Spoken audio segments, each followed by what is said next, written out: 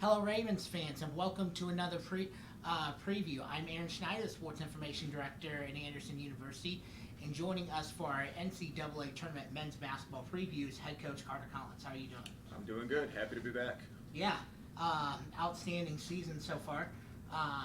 The first thing I want to ask about is, so we had our showdown with Manchester a couple weeks ago, and they beat us and they got to host. So from that Saturday to the Thursday before the conference tournament, what was that? What was that run up like? Yeah, I think that the loss to Manchester in that last home game of the regular season, it was really disappointing at the time, especially with the number of people that were out there supporting us. We really wanted to get it done for them, and it was disappointing to have not had that happen. With that being said, I think in terms of the conference tournament, it almost kind of ended up working out the best for us. It kind of served as a wake-up call. We had a really, really strong week of practice from Monday through Thursday last week. I felt like we got better, and I felt like it kind of remotivated us to go out and get that conference tournament championship. And it was disappointing to have lost that game at the time, but I think just in terms of the conference tournament, it ended up kind of working out in our favor. All right, so now talking about the conference tournament itself, I've got a couple of questions, which could both potentially have the same answer. So I'll have this in two parts. So the first question being, what did we do well in terms of getting us into the what did we do well in the conference tournament that helped us win the title? But at the same time, there were four teams in the conference tournament that were all capable of winning. How did we distinguish ourselves amongst the other three teams? Yeah, I think that the biggest thing that we did well was rebounding. For us this year, rebounding has been one of the biggest variables, where some games we can be really, really strong on the glass, and other games we can have some really disappointing performances. And honestly, in the second half against Manchester, when we lost that last regular season game, that was probably the biggest reason why, is they took it to us on the glass, which should not have happened. So we were focused on that. We ended up playing against Hanover and Rose, who are statistically the two best rebounding teams in the conference, and we took it to both of those teams pretty handily in the rebounding department. We out-rebounded both of them pretty significantly, and so if we can do that, we're going to be tough to beat, because I have a lot of faith in our offense. And then our defense has been kind of coming on strong and is getting better every week. So I would say that was the biggest strength for us, was our rebounding. Give ourselves some extra possessions, make sure that they're one and done in the defensive end. And so that was probably what I was the happiest with, and what I kind of felt like brought us all the way home. All right, so now we go into the first round of the NCAA tournament, this being the program's second ever NCAA tournament appearance, first one since 2010, and then also our first one as an automatic qualifier. So now we go to Mount Union to play their place, and my question is, so there, for us fans at home, we know that Mount Union's the number 3 team in the country, but most of us don't really know much beyond that. So tell us a bit about Mount Union, what to expect out of them. Yeah, it's not going to be an easy game. They are ranked number 3 in the country. They're 25-2. They haven't lost one single home game the whole entire season. Both of their losses were on the road, close losses against 2 other really, really good teams. So they're as good as anybody in the country, in my opinion.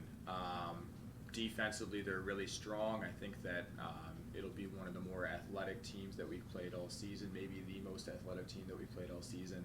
And then offensively, they got a number of guys that can hurt you both inside and outside. So it's certainly not going to be an easy game. I think that if we play our best basketball, I generally think that we can compete with anybody in the country. But it's going to take our best effort, our best focus. Beating them at home is something that nobody's been able to do all season long, and we'll take our best shot at it on Friday evening.